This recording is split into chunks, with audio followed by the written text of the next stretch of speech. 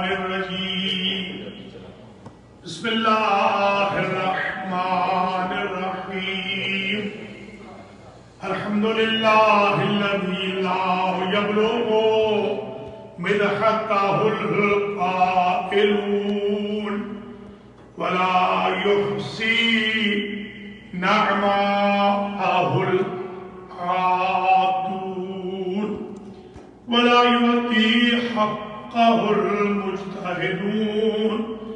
الذي لا يدركه بعد الهمم فلا يناله غوص الفتن الذي ليس لصفته حد محدود ولا نعت موجود ولا وقت معدود ولا أجل ممدود فطر الخلائق بقدرته ونشر الرياح برحمته وابتدى بالصخور ميدان أرضه أول دين معرفة الجبار الصلاة والسلام على السيد المكي المدني العربي القرشي الهاشمي الأبتحي سيد العرب والعجم سيدنا ومولانا شفيع ذنوبنا حبيب إله العالمين أبي القاسم محمد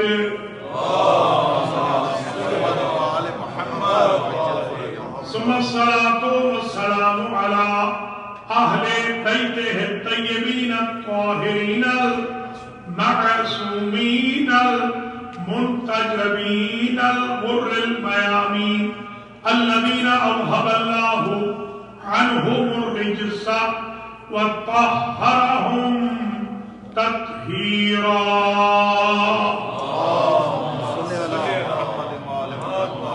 سيما بقية الله الأعظم روحي وأرواح العالمين لتراب مقدمه الفداء عجل الله تعالى فرجه الشريف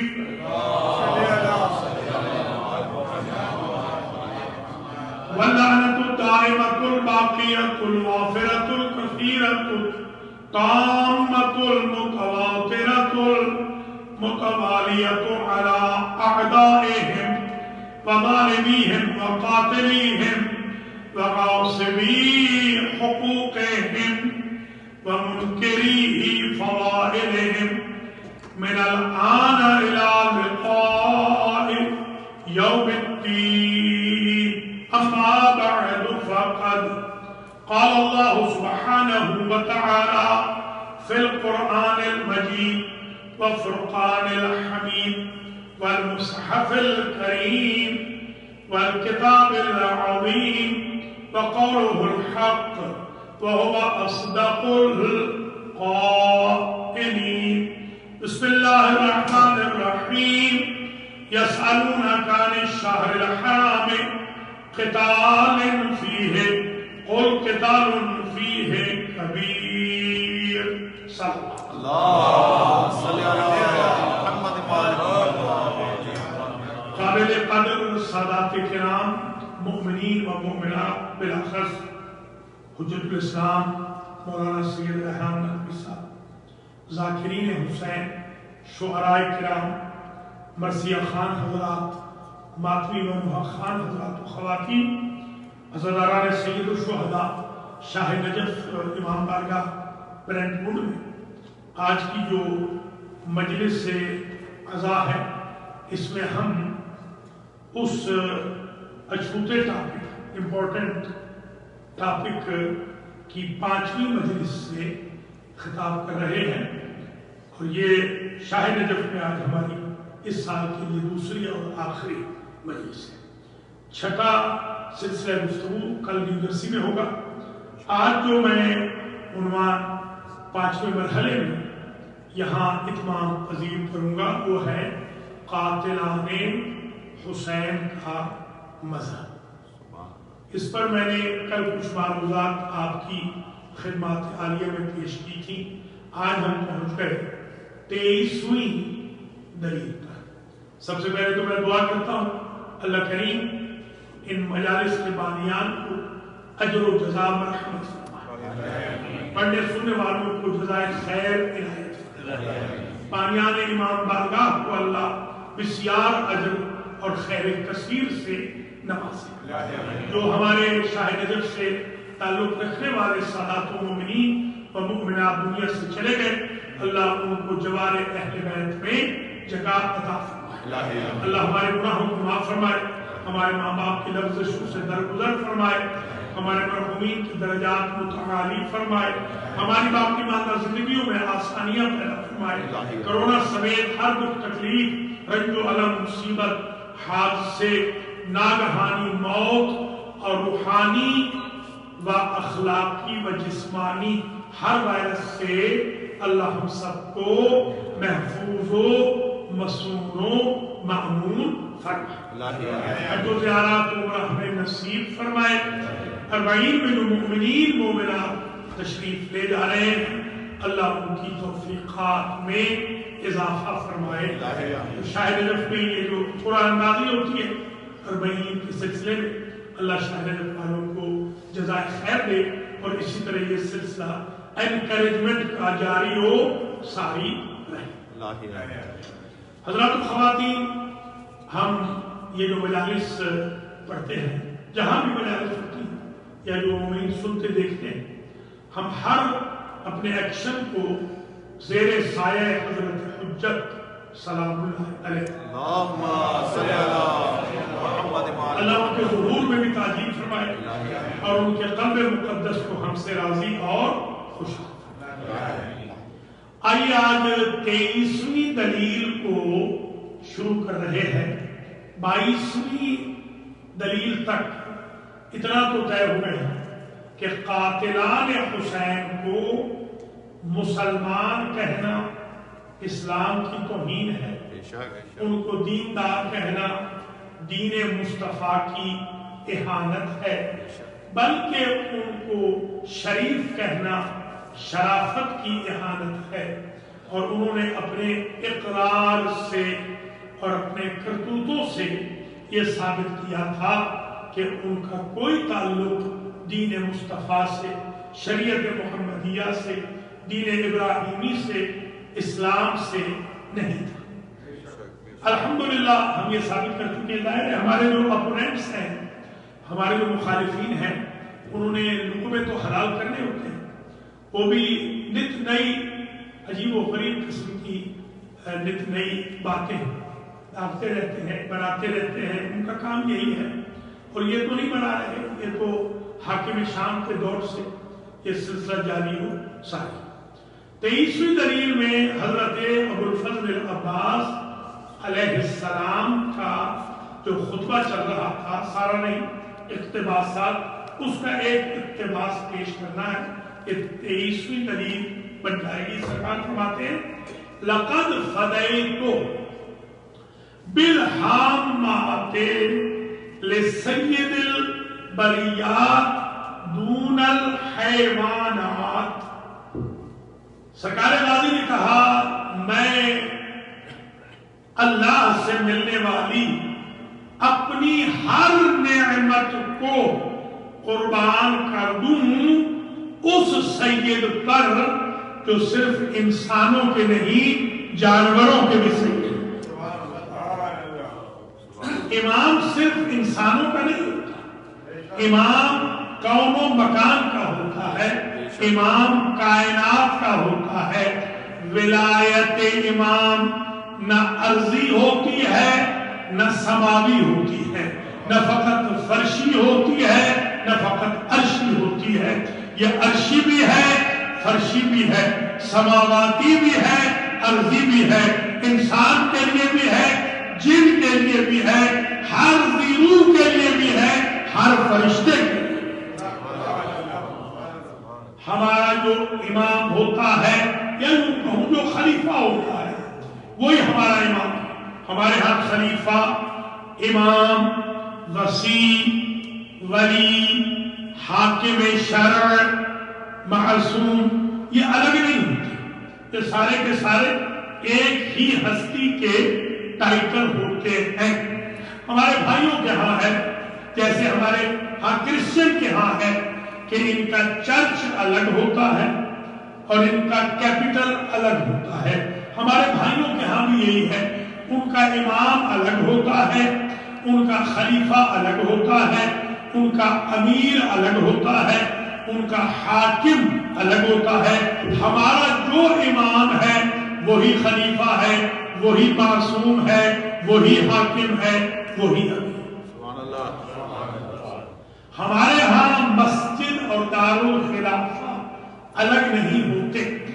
مسجد اور دارالخلافہ ان کے الگ ہوتے ہیں جنہوں نے خلافتوں میں گھپلے کرنے ہوں اور اپنے خاندانوں پہ بیت المال کو لٹانا ہو.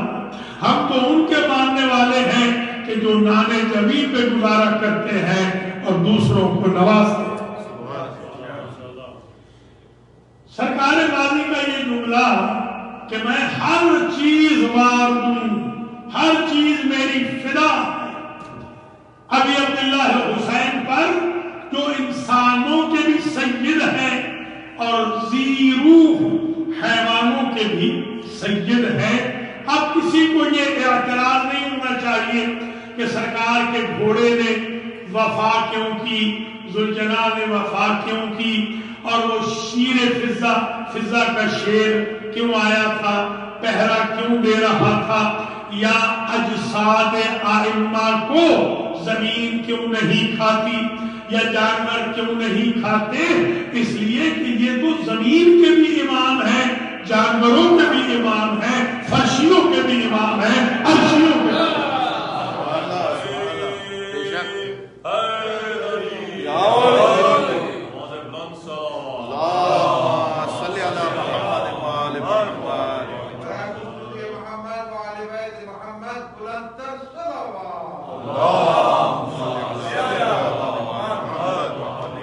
یعنی ہر انسان پہ لازم ہے کہ وہ سرکار سید الشہداء کو اپنا سید سمجھے. ہر جن پہ لازم ہے، ہر فرشتے پہ لازم ہے کہ وہ سرکار سید الشہداء کو سید سمجھے، بلکہ ہر حیوان پہ لازم ہے کہ وہ سید الشہداء کو اپنا سید سمجھے. اب سمجھ میں آ گئی بات. اب مذہب پتہ چل جائے گا. قاتلان حسین کا مذہب، قاتلان حسین کو اگر آپ انسان کہیں تو حسین کو انہیں سید ماننا چاہیے، اور اگر وہ انسان نہ ہو، اتنے گر جائیں کہ وہ جانور ہو، تو تب بھی انہیں سید الشہداء کو سید ماننا چاہیے. اور اگر وہ سید الشہداء کو سید نہیں مانتے تو نہ وہ انسان ہے اور نہ حیوان ہے. تو جو حیوان بھی نہیں، انسان بھی نہیں، ان کا مذہب کیسے پوچھا جائے گا کہ ان کا مذہب کیا ہے؟ یہ سرکار غازی نے ایک بہت بڑا مسئلہ ہمارا حل کر دیا کہ کویسچن ایور نہیں ہے کہ وہ ان کا مذہب کیا تھا. جانوروں کا کوئی مذہب نہیں ہوتا تو جو جانوروں سے بھی پست ہو اس کا کیا مذہب ہوتا ہے. بل ہم اضل، جو قرآن نے کہا ہے، اولئک کالانعام بل ہم اضل سبیلا، یہ لوگ جو کریکٹر لیس لوگ ہوتے ہیں، یہ چوپایوں کے مانند ہوتے ہیں، بلکہ چوپایوں سے بھی پست ہوتے ہیں. لشکر یزید چوپایوں کے مانند نہیں ہے، وہ چوپائے ان سے افضل تھے کہ جو آل رسول سے وفا کر رہے تھے. وہ گھوڑے میں افضل تھے جنہوں نے شہداء کربلا سے وفا کی. وہ اونٹ اور ناقے میں افضل تھے جنہوں نے اسیران کوفہ شام سے وفا کی. ہم کوئی خدا نہ خواستہ گھوڑے کی پرستش تھوڑی کرتے ہیں. یہ جو لاہور سے میرے بھائی ہیں وہ جانتے ہیں کہ لاہور میں ایک امہاریوں کا جلوس ہوتا ہے، یا اگر کوئی چنیوٹ کے علاقے سے ہو تو چنیوٹ میں باقاعدہ ایک جلوس ہوتا ہے. محمل آتے ہیں باقاعدہ، 3 محمل آتے ہیں، 3 اونٹ آتے ہیں، 3 اونٹوں پر باقاعدہ ہودج ہوتے ہیں، پردے ہوتے ہیں. تو ہم اونٹوں کی پرستش نہیں کرتے، ہم ان اونٹوں کو، ان کی نسل کے اونٹوں کو سلام کرتے ہیں، اس لیے کہ ہم وفادار مولا کے وفادار غلام ہیں. تاکہ پتہ چل جائے ہمارے امام سے اگر کوئی زمین وفا کرے تو وہ خاک شفا بن جاتی ہے، کوئی گھوڑا وفا کرے تو سنجرا۔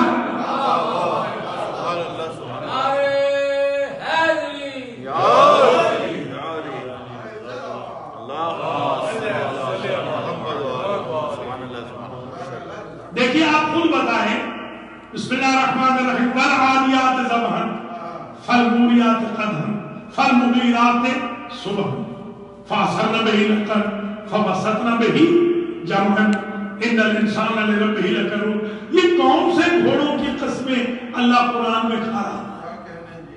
یہ کون سے گھوڑے ہیں؟ فراریوں کے گھوڑے ہیں یا کراریوں کے گھوڑے ہیں؟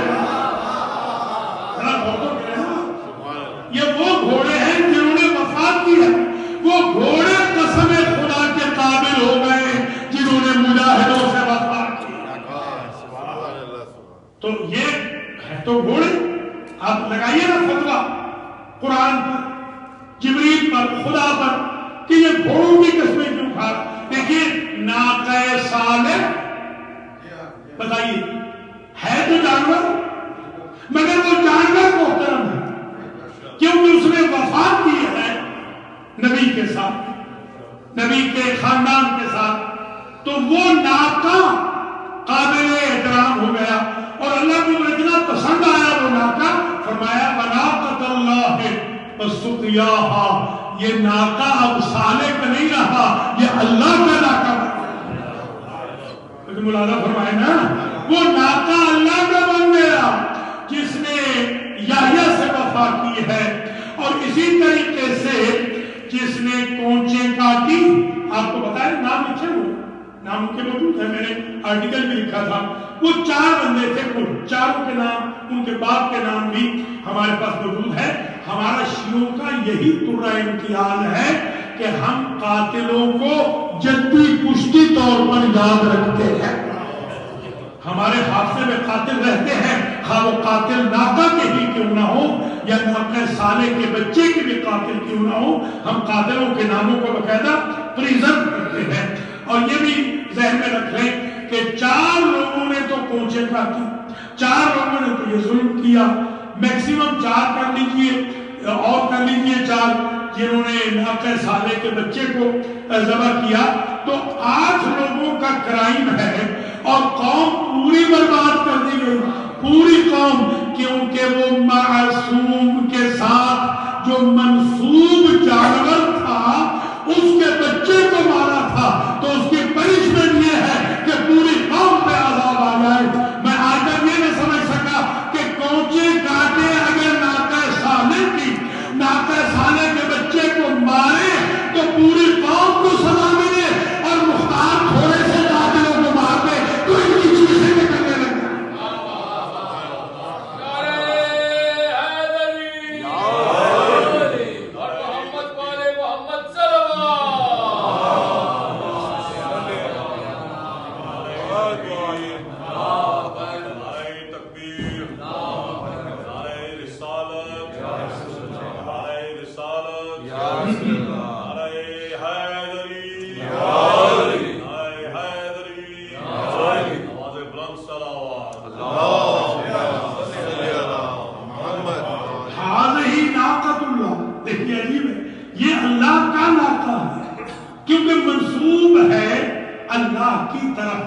اس لیے وہ ناقہ اللہ کا ناقہ ہے، وہ منسوب ہے اللہ کی طرف۔ یا میں دوسرے لفظوں میں یہ سمجھاؤں، جو شے اللہ کو متعارف کرائے، جس سے اللہ کا شعور ملے، وہ بن جاتی ہے شعیرۃ اللہ، اور اس کی جمع ہوتی ہے شعائر اللہ۔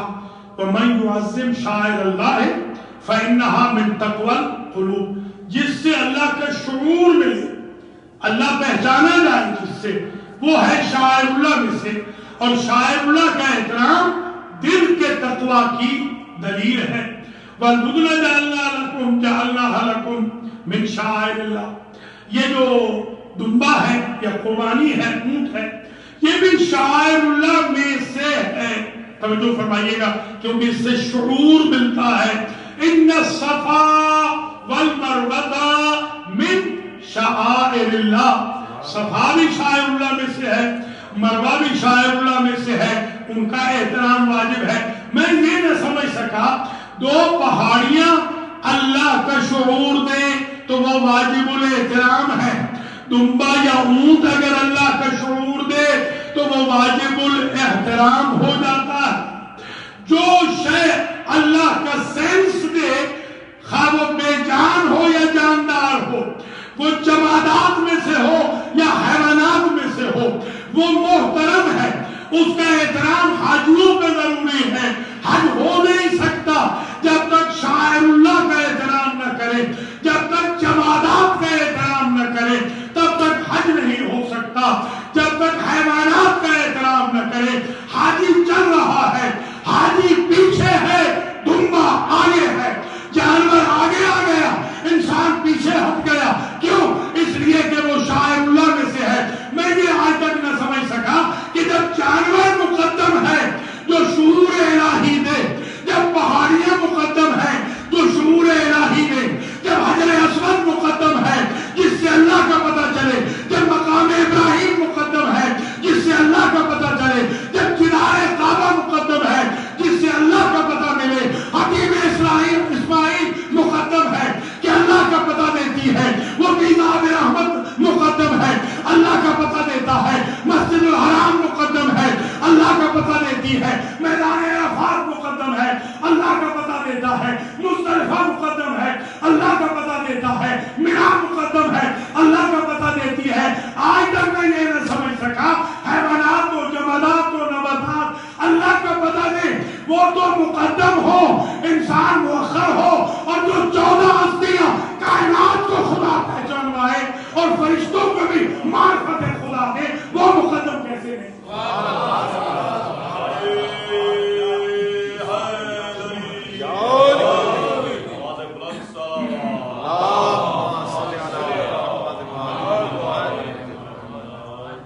تیئیسویں دلیل چل رہی ہے.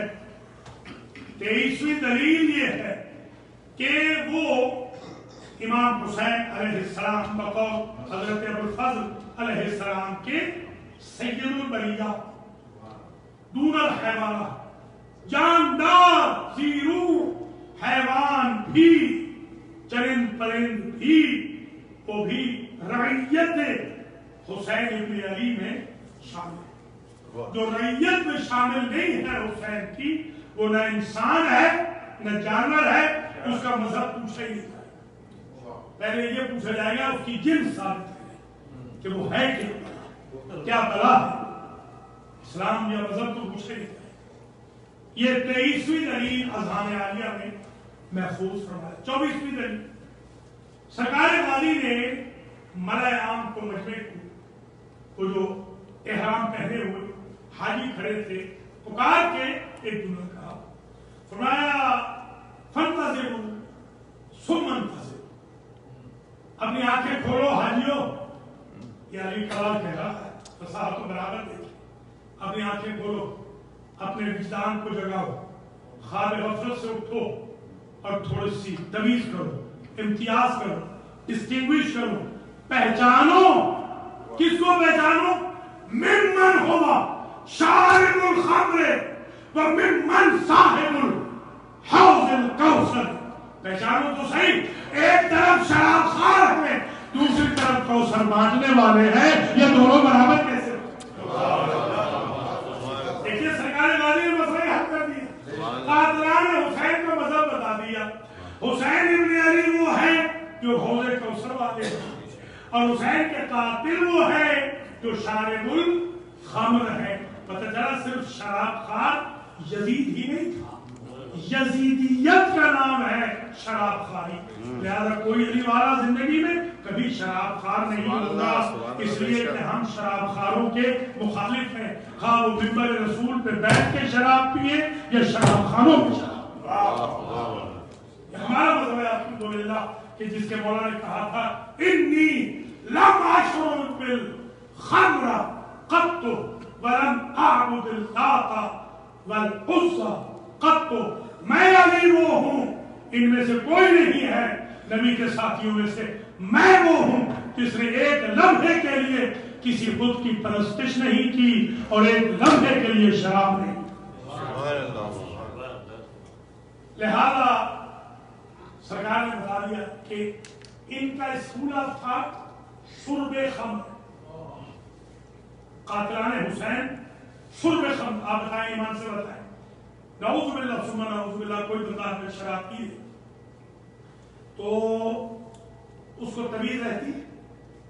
بس میں اشارے میں کہوں اس کو محارم کی، غیر محارم کی، مقدس رشتوں کی، تقدسات مذہب کی، کتاب و قرآن کی، حدیث و فرمان کی، بڑے چھوٹے کی تمیز رہتی ہے؟ نہیں رہتی نا. مسئلہ حل ہو گیا.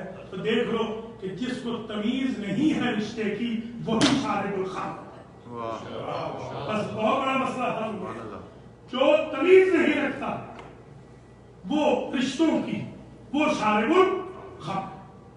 ان کا موقف کیا ہے؟ یہ کس اسکول تھا کے ہیں؟ یہ شرب خمر، یہ شرابی، یہ شراب. میرا مولا صاحب حوض کوثر. وَمِمَّنْ فِي بَيْتِهِ الْوَحْيُ وَالْقُرْآنُ وَمِمَّنْ فِي بَيْتِهِ اللَّهْوَاتُ وَالدَّرَسَاتُ وَمِمَّنْ فِي بَيْتِهِ التَّطْهِيرُ والآیات. تمہیں کیا ہو گیا ہے؟ دو کردار تمہارے سامنے ہیں آج مکے میں. دو کردار تمہارے سامنے موجود ہیں. دو کردار. ایک کردار وہ ہے کہ جس کو ہر رشتے کی بھی پہچان ہے، ہر حکم کی بھی پہچان ہے. ایک وہ ہے جس کے گھر میں وحی آتی رہی، قرآن آتا رہا. ایک وہ ہے جس کے گھر میں شیطان آتا رہا، نجاست آتی رہی، لہو و لعب آتا رہا. ایک وہ ہے جس کے گھر میں تنجیس ہے، نجاست ہے.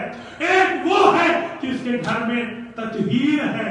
ایک وہ ہے جو اہانت آیات کرتا ہے. ایک وہ ہے جس کے حق میں آیتیں نازل ہوتی ہے. یہ دونوں برابر. 7 ہجری کے حج کے موقع پر جناب وہ جو حاجیوں کو پانی پلانے کا دن ہوتا ہے، اس دن یعنی 8 کو سرکار غازی نے سب کو بتا دیا. 8 کو یعنی 8 ذی الحج کو 60 ہجری میں سرکار نے کلیئر بتا دیا کہ یہ 2 شہزادے نہیں، یہ 2 انڈیویجول نہیں، یہ 2 آئیڈیاز ہیں، یہ 2 تھیالوجیز ہیں، یہ 2 پریکٹسز ہیں، یہ 2 اسکولز آف تھاٹ ہیں. ایک اسکول آف تھاٹ شارب الخمر کا ہے، ایک صاحب حوض کوثر کا ہے. ایک وہ ہے کہ جو صاحب الوحی والقرآن ہے، اور ایک صاحب تکذیب وحی والقرآن ہے. ایک صاحب تطہیر ہے، ایک صاحب تنجیس ہے. ایک منکر آیات ہے، ایک وہ ہے جس کی قرآن کی آیتیں مدح سرائی بھی کرتی ہے، قصیدہ خانی. یہ دونوں اسکول آپ بتانے کا یہی مقصد کہ کل کوئی نہ پوچھے 1400 سال کے بعد کہ قاتلان حسین کا مذہب کیا تھا. اب آپ کو بتائیے شارب الخمر کا کیا مذہب ہوتا ہے؟ اس کا کیا مذہب ہوتا ہے جو مکذب وحی ہو؟ اس کا کیا مذہب ہے جو مکذب قرآن ہو؟ اس کا کیا مذہب ہے جس کے پاس لہو ہی لہو ہو، لعب ہی لعب ہو، نجاست ہی نجاست ہو؟ ایسے لوگوں کا یہ کہہ سکتے ہیں کہ یزیدیوں کا مذہب تھا نجاست، یزیدیوں کا مذہب تھا انکار وحی، یزیدیوں کا مذہب تھا انکار قرآن، یزیدیوں کا مذہب تھا مسجدوں کے اندر شراب خواری کرنا. آج 1444 ہجری میں کوئی ایک مسلمان سب سے زیادہ بہتے ہوئے مسلمان تو یہی ہے نا جو حرم کے اوپر قبضہ کیے ہوئے ہیں. ان میں سے کوئی بتا دیجئے کہ جو کعبے میں یا مسجد میں شراب پیتا. تو یزیدیوں میں تو اتنی شرافت بھی نہیں تھی جو ان پلیدوں میں ہے. اتنی بھی اس میں تو شرافت ہے. وہ تو کھلے بندوق کیپٹل آف اسلام میں اٹھا کے دیکھیے ان کی اپنی کتابیں بھائیوں کی. کیپٹل آف اسلام میں کھلے بندوق، کسی پرمٹ کی ضرورت نہیں تھی، کھلے بندوق شراب بکتی تھی. تو اب اسکول آف تھاٹ سمجھ میں آ گیا کھلے بندوں کہاں شفا ملتی ہے، جہاں مسلمان رہتے ہیں یا غیر مسلم رہتے ہیں. یہی دلیل ہے کہ ان کا اسلام سے کوئی تعلق نہ تھا، کہ ان کا مذہب اسلام نہیں. بات یہ نا خاصہ تو پھر کلمہ پڑھتے ہی رہتے ہیں. آپ کو علم ہے کہ آج بھی بہت سارے ایسے لوگ ہیں جو بعد لینا خاصہ مسلمان. میں ایک جگہ گیا، کسی ڈائٹ میں نے سوڈا لیا تھا، تو لمبا سفر تھا. تو وہ ایک لڑکی مجھے کہنے لگی کہ میرا جو بس ہے اس نے آپ کے پیسے دے دیے. میں کہ ایسے تو ہم احسان لیتے نہیں، ہم شیعہ ہیں، ہم سور بچھا کر کے احسان لیتے ہیں، پتہ چلے کہ وہ کون ہے ملوا دیں. تو وہ اوپر آئے دہلی سے، تو میں نے ان سے کہا کہ سر آپ مجھے جانتے ہیں؟ میرا نام یہ ہے. میں آپ کو جانتا ہوں، آپ کا یہ نام ہے. تو قبلہ کہہ کے بھی پکارا، قبلہ تو ہمارے لوگ زیادہ تر پکارتے ہیں. تو میں نے ان سے کہا کہ حضور میں تو چلو جو بھی آپ فرمائے آپ شیعہ ہیں. تو کہنے لگا سیگے، یہ لاہور والے سمجھیں، سیگے مطلب ہوتے تھے. ہمیں سیگے والے نہیں چاہیے، ہمیں ہینگے والے چاہیے. یہ میں آپ سے بھی کہہ رہا ہوں، اپنے بچوں کی تربیت سیگے پہ نہ کیجیے گا، ہینگے. ہم انشاءاللہ ہمیشہ شیعہ تھے، شیعہ ہیں، شیعہ رہیں گے. قیامت تک ہماری نسل میں کوئی سیگے والا نہیں آئے گا، ہینگے والا. اس لیے اپنے بچوں کو لائیں گے، بچوں کو کمپیوٹر میں بٹھا رکھا، اب بوڑھے بوڑھے آ جاتے ہیں. ہم تو اب بوڑھوں کے بول بھی ہوتے ہیں بچوں کو.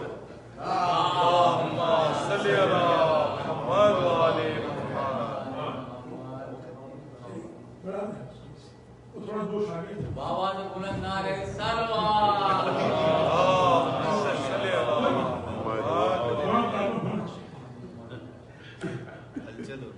چلیے اللہ تعالیٰ آپ کو زندہ و سلامت رکھے.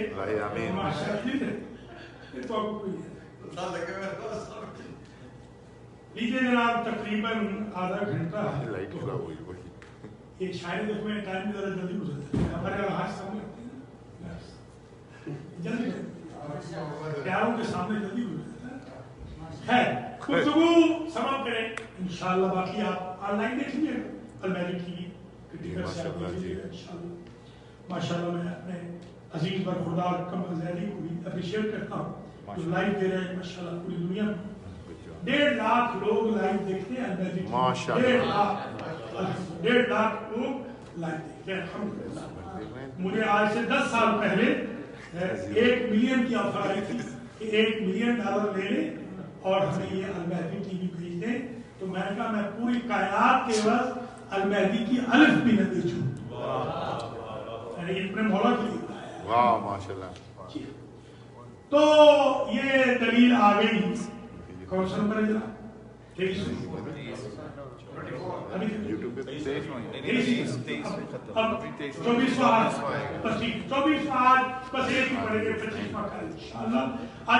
ذرا حضرت یہ 24واں ہے کہ جس میں سرکار نے 2 اسکولز آف تھاٹ کو باقاعدہ وضاحت کر کے الگ الگ فرما دیا. اب آ جائیے 25ویں دلیل.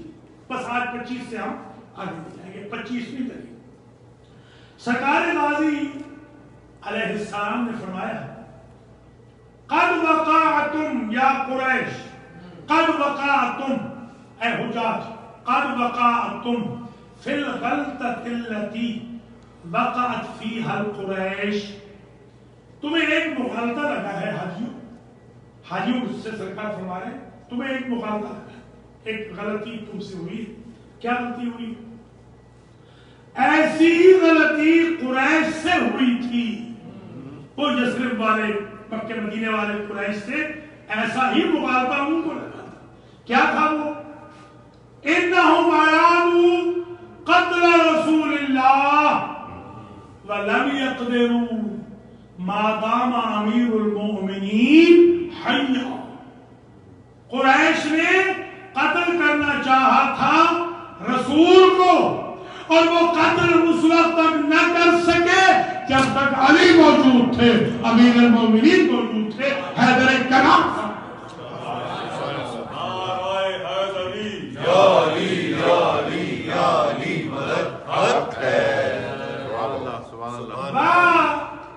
انکم اور تم نے اردتم قتل ابن بنت رسول اللہ.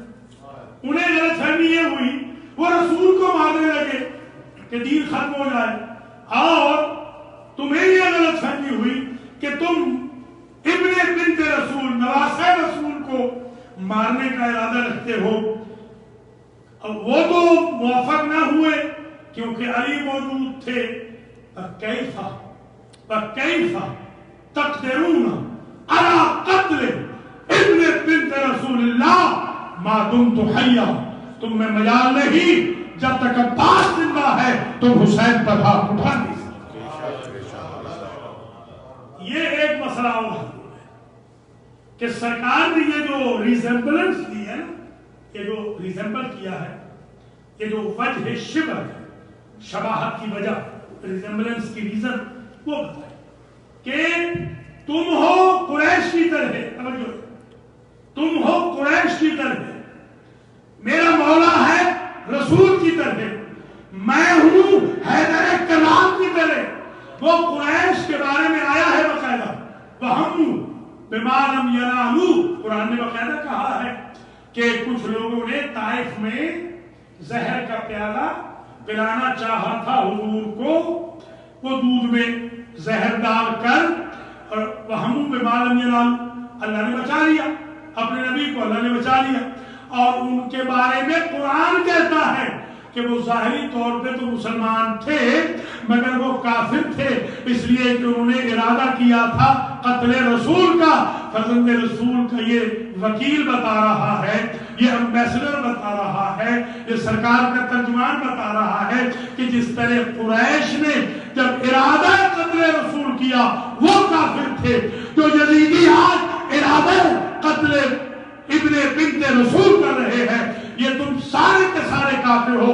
تو جب ارادہ کر کے مکے والے کافر ہو گئے تو کربلا والے قتل کر کے مسلمان کیسے؟ یہ سرکار غازی مسئلہ ہے. بہت بڑی دلیل یہ آگئی، 25ویں دلیل کہ وہ دائرہ اسلام سے خارج تھے، کہ جنہوں نے قتل ابن بنت رسول کا ارادہ کیا تھا. تو جنہوں نے تھیوری کی جب وہ کافر ہیں، تو جنہوں نے پریکٹیکل کر لیا وہ مسلمان کیسے؟ بس تقریر یہاں پر تمام ہو گئی. اللہ کریم آپ اجر و جزا دے، اور خاص طور پہ جو آپ یہ زیارت امام حسین کے لیے مارکیٹنگ کرتے ہیں، یہ بہت بڑی بات ہے. اللہ اس کا بھی آپ پڑھ دے گا. ایک کتاب ہے نور العین فی زیارت المشی الی زیارت الحسین. میں نے اس کتاب کا ترجمہ کیا تھا آلموسٹ کوئی 25-26 سال پہلے. میں 15 دن تک اپنے گھر میں رہا گاؤں میں، 15 دن میں نے اس پوری کتاب کا ترجمہ کر دیا تھا. چھپ تو نہیں سکا، بہت بڑی کتاب ہے. سب سے معتبر کتاب زیارت امام حسین کے لیے یہ ہے جو آیت اللہ استباناتی نے لکھی.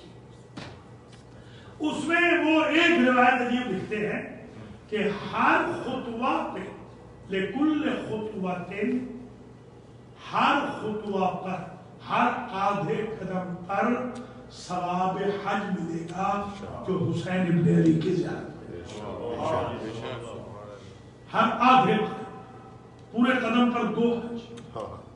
اور خود زیارت حسین کے بارے میں کہا جو ایک مرتبہ زیارت حسین کر لے اسے 2 لاکھ حج کا ثواب ملے گا، 2 لاکھ عمرے کا ثواب ملے گا، 2 لاکھ گناہ اس کے بخشے جائیں گے، 2 لاکھ درجے اس کے بدل.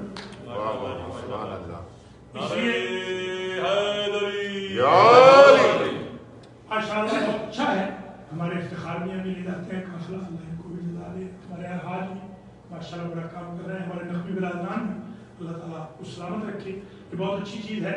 البتہ یہ میں ہمبلی ریکویسٹ کروں گا ایک آپ کے ادنا خادم کی حیثیت سے کہ جس جگہ سے کوئی آتا ہے وہاں کی خوشبو ہونی چاہیے.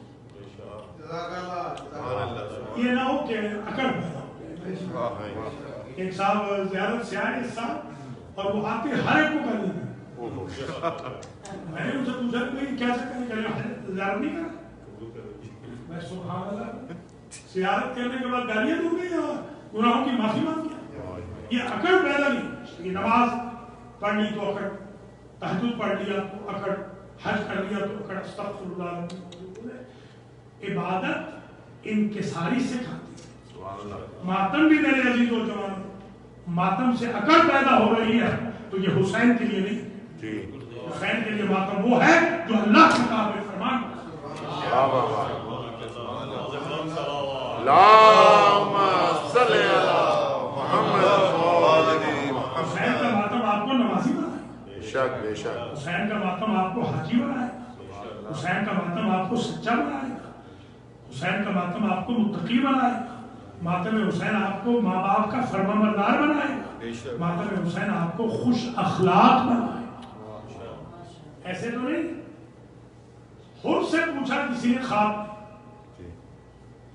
خود خواب میں ملے، پوچھا کہ بڑا درجہ پایا، ہمارے فاطمہ تمہارے ماتھے پہ بنا ہے، فرزند رسول نے تمہارے نام اٹھائے، بڑا درجہ پایا تم نے، لمحوں میں تم جنت میں پہنچ گئے.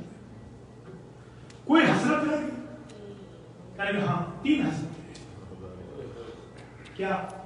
پہلی حسرت یہ رہ گئی کہ کاش زندہ ہوتے تو حسین کے عزاداروں کو پانی پلاتے.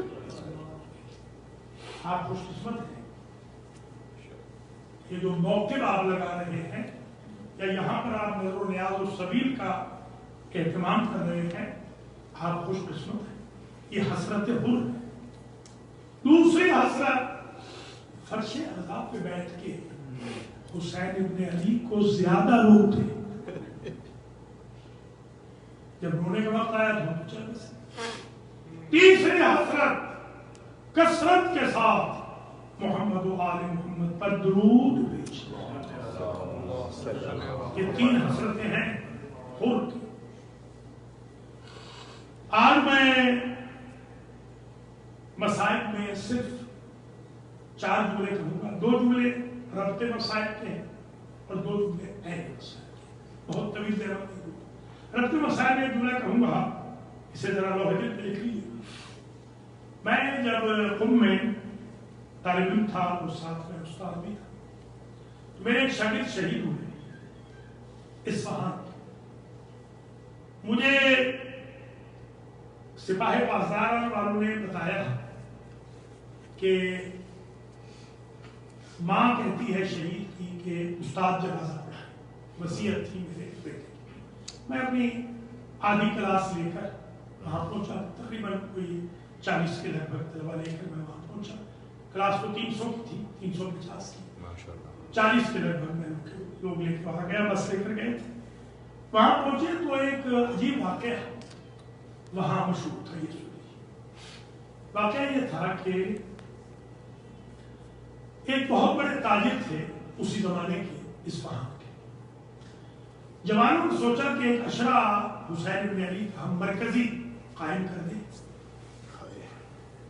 کہ سارے تقیہ جات، حسینیہ جات، امام بارگاہ مساجد سے، مراکز سے مجمع اس ایک میدان میں آ کر وہ مرکزی عشرہ سنے، دیکھے، مرکزی ماتم لائے. جوانوں نے ڈیسائیڈ تو کر دیا، سوچا کہ پیسے کہاں سے آئیں گے. تو کہنے لگے کہ فلاں تاجر ہے، سنا ہے ہر امام بارگاہ کو وہ پیسے دیتا ہے نیاز حسین، تو ان کے بچت دیں. چلے گئے. جب وہاں پہنچے کہا کیسے آئے ہو جوانوں؟ کہا ایک مرکزی عشرہ امام حسین کا قائم کر رہا ہے، نیاز کے لیے، ٹینٹس کے لیے، ذاکر کے لیے ہمیں پیسے نہیں. اس نے کہا کتنے چاہیے؟ یہ ڈرتے ڈراتے انہوں نے کچھ کہنا چاہا تو اس نے جواب میں کہا تاجر نے بیشتر بخوا چون برائے امام حسین، تھوڑے نہ مانگنا، امام حسین کے ہیں زیادہ مانگنا. سبحان اللہ. عقیدت دیکھیے. انہوں نے کچھ مانگے، ذرا حد سے زیادہ ہی مانگ لی. ڈرتے ہوئے انہوں نے کہا کہ اتنے دے دیں تمہارے. اس نے کیا کیا؟ اس نے کہا نہیں، ایسے کریں کہ آپ لکھیں، میں دستخط کروں، آپ لکھیں اور جتنا میکسیمم لکھ سکتے ہیں اتنا لکھیں. انہوں نے، وہ بچے تھے جوان، نے میکسیمم لکھ دیا طلبہ. اس نے کیا کیا؟ انگلی اپنی رکھ دی مبلغ پہ، وہ جہاں پہ پیسے لکھے ہوتے ہیں نا، انگلی رکھ دی اور نیچے دستخط کر دیے اور ایسے ہی وہ چیک واپس کر دیا. وہ جب وقت مقررہ میں دنیا سے چلا گیا تو اصفہان والوں نے کئی ایک لوگوں نے عالم خواب میں دیکھا اور پوچھا منکر نکیر سے کیسے معاملہ ہوا؟ تو مسکراتا وہ ہر ایک کو یہی بتاتا تھا کہ ازی طرف منکر و نکیر اومدن، از اون طرف آوا امام حسین، ادھر سے منکر و نکیر آئے، ادھر سے آوا امام حسین۔ پروندہ مرا منکر و نکیر بے آوا امام حسین، مجھ سے کوئی نہیں پوچھا، میرے گناہوں نیکیوں والا جو نامہ اعمال تھا میرے ان منکر و نکیر نے وہ آوا امام حسین کی طرف پڑھا۔ اب جملہ ہے اگر میں نے سمجھا لیا تو اگلے سال تک انشاءاللہ تو میں حاضر ہوں گا، محرم کے بعد والا پہلا ویکینڈ انشاءاللہ جمعرات جمعہ ہفتہ، اس وقت تک یہ جملہ یاد آئے گا۔ تو پھر کیا ہوا؟ عجیب سبحان اللہ، وہ تاجر کہتا ہے آوا امام حسین روش رو برگردون و امزاد، امام حسین نے رخ دوسری طرف کر لیا اور میرے نجات کے پروندے فائل کی دستخط کہ اگر تم نے مبلغ نہیں دیکھا ہم تمہارے گناہ نہیں۔ کچھ سمجھیں آپ کتنے خوش قسمت ہیں۔ یہ ایک جملہ اللہ اکبر مقدمتاً ایک جملہ آج مجھے فرمائش کی ہے ہمارے نوحہ خان صاحب نے کہ آج ذرا سید سجاد کی چھوٹی بہن کے دو جملے علی تو مولا علی کی بیٹیوں پہ بھی مسائل تو بڑے نازل ہوئے اور مولا حسین کی بیٹیوں پہ بھی مسائل، مگر فرق یہ ہے مولا علی کی بیٹیوں پہ اگر مسائل زیادہ تھے تو ان کی عمریں بھی بڑی تھی، یہ ارمان ہے۔ مولا حسین کی بیٹیوں کی عمریں چھوٹی تھی، مسائل بڑے تھے۔ سبحان اللہ، سوائے ہمیں آل محمد کی کسی ہم نے آپ نے اللہ اکبر۔ یہ جو بچی ہے نا، یہ 1994 کی بات ہے، 94 کی۔ میں الخوئی میں محرم پڑھ رہا تھا، پھر میں نے آخری مجلس پڑھی تھی آستانہ زہرا میں اور فرمائش کی تھی اور لوگوں نے کہ آئے ذرا بی بی سکینہ کے مسائل پڑھے۔ تو میں نے ایک روایت دیکھی تھی، سن لیجیے ذرا، کہ بی بی سکینہ کا جو نام تھا وہ تو تھا فاطمہ، مولا امام حسین کی ساری بچیوں کے نام فاطمہ، سارے بچوں کے نام علی، ان کا لقب تھا سکینہ۔ یہ کہاں تک میں نے جب دیکھا مقتل کی روایتوں میں تو کربلا سے آگے مجھے لقب سکینہ نہیں ملا، کربلا کے بعد یہ رقیہ۔ آج بھی بی بی کی قبر پہ آپ جائیں، اللہ لے جائے آپ کو، لکھا ہوا ہے ھذا قبر سیدہ رقیہ بنت الحسین، یہ رقیہ کی قبر ہے جو حسین کی بیٹی۔ اب میں جو سجود میں پڑھ گیا، یہ 94 کی بات ہے، آخری مجلس الوداعی مجلس کے، یا اللہ یہ کیا معاملہ ہے؟ کربلا میں یہ بچی ہے سکینہ، کربلا کے بعد آج تک یہ بچی ہے رقیہ۔ تو میرے ذہن میں ایسے خیال آیا کہ منجد دیکھو، المنجد ڈکشنری دیکھو۔ اب جو ڈکشنری دیکھی، سکینہ یا سکینہ وہ چھوٹی، اگر سکینہ ہو تو وہ چھوٹی، سکینہ ہو تو وہ جو پرماننٹ سکون کا سبب ہو کسی کے لیے، اسے کہتے ہیں سکینہ۔ سکینہ یہ صفت مشبہہ، جس کا سکون کبھی زائل نہ ہو، اس بچی کو کہتے ہیں سکینہ۔ اب رقیہ جو دیکھا تو سمجھ آ گئی بات، رقیہ ہے رقت سے، وہ چھوٹی جو روتی ہے۔ اب سمجھنے میں بات آ گئی، جب تک بابا کا سینہ ملتا رہا بچی سکینہ کہلاتی رہی، جب سے شمر کے تماشے تازی آنے لگے بچی رقیہ ہو گئی۔ لگتا ہے آج بھی قبر میں بچی رو رہی ہے، تبھی تو نام رقیہ لکھا ہے، لقب رقیہ لکھا ہے۔ سبحان اللہ، اجرکم علی الزہرا۔ یہ وہ بچی ہے، طویل رحمت رہی، وقت تمام ہوا، یہ وہ بچی ہے میرے عزیزوں کہ جس نے بڑے مسائل جھیلے ہیں۔ مثلا ایک جملہ سن لیجئے، یہاں میں نے آج تک نہیں پڑھا آپ کی خدمت میں، کہ جب یہ قافلہ جا رہا تھا نا 11 محرم کو، تو یہ بچی کھڑی ہو گئی تھی باپ کے قاتل کے سامنے، اور بچی نے کہا تھا شیبر ساری بیویوں کو کوفہ اور شام لے جا، مجھے یہی چھوڑ دے۔ کیوں؟ میری 3 حسرتیں ہیں۔ بیوی تیری کیا حسرت ہے؟ میری پہلی حسرت یہ ہے میرا بابا پیاسا مارا گیا، جب تم چلے جاؤ گے میرے ہاتھ کھل جائیں گے، میں دریا کے کنارے پہ جاؤں گی، ایک چلو پانی کا بھروں گی، بابا کے کٹے ہوئے گلے پہ پیاسے گلے پہ چھڑکاؤ کروں گی اور کہوں گی بابا اس سے پہلے میرا بس نہیں چلا۔ میری دوسری حسرت یہ ہے یہ سلطان 2 جہاں کا نواسا، اس کا لاشا بے کفن پڑا ہے، میں درختوں کے پتے چن کے لاؤں گی، غریب زہرا کا کفن بناؤں گی۔ میری تیسری حسرت یہ ہے ابو ذر صحابی کی بیٹی کی طرح چوراہے میں جا کے کھڑی ہو جاؤں گی، جب کوئی کافرہ گزرے گا ہاتھ جوڑ کے کہوں گی کافرے والوں ایک اللہ راسی مر گیا، ایک غریب مر گیا، ایک مسافر مر گیا۔ یہ وہ بچی ہے تماچے کھاتی ہوئی کوفہ میں آئی، تازیانے کھاتی ہوئی شام میں آئی۔ یہی وہ بچی ہے میرے عزیزو کہ جس نے جب بابا کا سر ملا تھا نا، بس یہ آخری جملے ہیں، بابا کا سر ملا تو بچی نے بین کیے۔ دیکھیے 2-3 بین سن لیجیے جلدی جلدی۔ پہلا بین بی بی نے یہ کیا، اپنے خشک ہونٹوں کو اپنے بابا کے خشک ہونٹوں پہ رکھا اور کہا یا ابتے بابا من خاضب لحیتک بدمے کا، یہ آپ کی ریچھ کو خضاب خون کا کس نے لگا؟ من ایتمنی فی صغر سنی، یہ بچپن میں مجھے یتیم کس نے کیا؟ من قطع وریدک یا ابتا، بابا یہ آپ کی رگیں کس نے کاٹی ہے؟ بابا آپ کے بعد میں نے بڑے مصائب دیکھے، جو یمنی دور آپ نے منگوا کے دیے تھے وہ ظالم ظلم سے اتار کے لے گیا۔ عابد بیمار سے کسی نے پوچھا ہم نے سنا ہے کہ جو گوشوارے شمل میں آپ کی بہن کے کھینچے تھے وہ گوشوارے ٹیڑے نہیں ہوئے، کہا تو نے میرے دل پہ خنجر چلا دیا، گوشوارے تو سالم رہے، میری بہن کے کان چھل گئے۔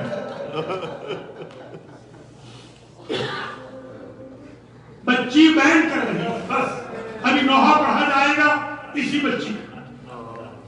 مولا سلامت رکھے آپ۔ یہ دن تو امام سجاد کے ہیں، یہ عشرہ سجادیہ، مگر امام سجاد بھی جس پر گریے میں اضافہ فرماتے تھے وہ یہ بچی، اس بچی کے مسائل۔ میں نے یہاں تک بھی روایتوں میں دیکھا ہے کہ جب بچی مر گئی تھی تو اپنی عبا میں لپیٹا تھا، جس کے بابا کے لیے کفن نہ ملا اس کی بہن کو کون کفن دے گا؟ برداشت کر سکے تو میں ختم کروں گا۔ عجب بہن کیا، یہ بہن فارسی والوں نے لکھا۔ یہ پہلے سن لیجئے، شاید اس سے آگے میں نہ جاؤں۔ پیاس کی کل 4 قسمیں لکھی ہیں ارباب مقاتل نے، 4 قسم پیاس کی، تھرسٹی۔ لکھتے ہیں پہلی قسم یہ ہے کہ انسان کے جام جوف دہن میں آگ لگ جاتی ہے، بخارات نکلتے ہیں جوف دہن سے۔ یہ پیاس تھی علی اکبر کی، جب آئے تھے نا بابا کے پاس، العطش قد قتلنی وثقل الحدید قد اجہلنی۔ دوسری پیاس یہ ہے کہ زبان پر کانٹے بن جاتے ہیں، چھالے بن جاتے ہیں، کانٹے بن جاتے ہیں، زبان میں زبان کوئی رکھے تو اس کی زبان کو کانٹے چبھتے ہیں۔ یہ حالت تھی حسین ابن علی کی۔ وہ جب علی اکبر نے زبان میں زبان رکھی تو کہا آپ کی زبان تو مجھ سے بھی زیادہ خشک ہے بابا۔